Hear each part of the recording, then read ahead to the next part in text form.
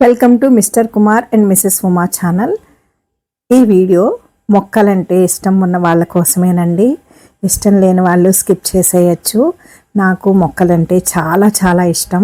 ఇది విరజాజి మొక్క. నేను 3 నెలల క్రితం తీసుకొచ్చి వేశాను.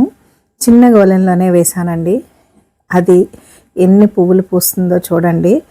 నాకు విరజాజులన్నా, సన్నజాజులన్నా, కనకాంబరాలు, గులాబీలు అన్నీ కూడా ఇష్టమే నాకు.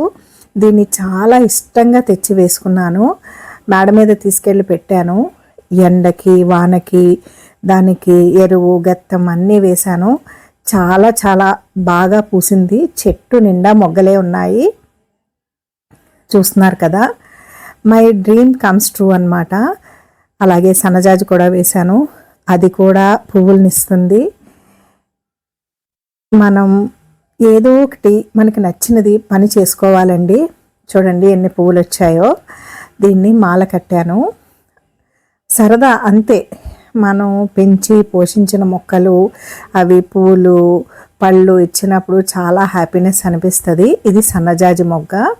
పువ్వు చూడండి ఎంత బాగా వచ్చిందో. దీనికి ఎరువులు అన్నీ బాగా ఇవ్వడం వల్ల చాలా హెల్దీగా వచ్చాయి. ఇవి విరజాజులు సన్నజాజులు కలిపి మాల కట్టాను. చాలా చాలా హ్యాపీగా అనిపించింది. ఇది అమ్మవారికి లక్ష్మీదేవికి పెడతాను. ఇదే మొక్క అండి. అది చూడండి ఎంత హెల్దీగా ఉందో కదా. చెట్టు నిండా మొగ్గలున్నాయి. నేను చాలా ఇష్టపడి ఒక నర్సరీ నుంచి తెచ్చి వేసుకున్నాను. కొన్నాళ్ళు మా ఇంటి ముందు పెట్టాను. తర్వాత మేడ మీద తీసుకెళ్ళి పెట్టడం వల్ల దానికి మంచిగా ఎండ వాన అన్నీ కలిసి కొంచెం గత్తం వేయడం వల్ల చాలా హెల్దీగా వచ్చింది. చెట్టు నిండా మొగ్గలున్నాయి. మనకి నచ్చిన పని ఏదో ఒకటి చేయాలండి.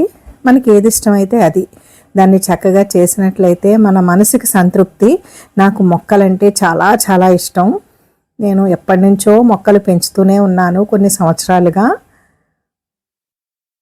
ఈ విరజాజిని అయితే నేను ఎప్పుడు వేయలేదు. అందుకే చాలా ఇష్టంతో క్రేజీగా తెచ్చుకున్నాను, వేసుకున్నాను. ప్రతిరోజు దానికి నీళ్లు పెట్టి గెత్తం వేసి బాగా చూసుకున్నాను. మన స్పర్శ అండి. అవి వాటికి తగిలితే అవి బాగా స్పందిస్తాయి.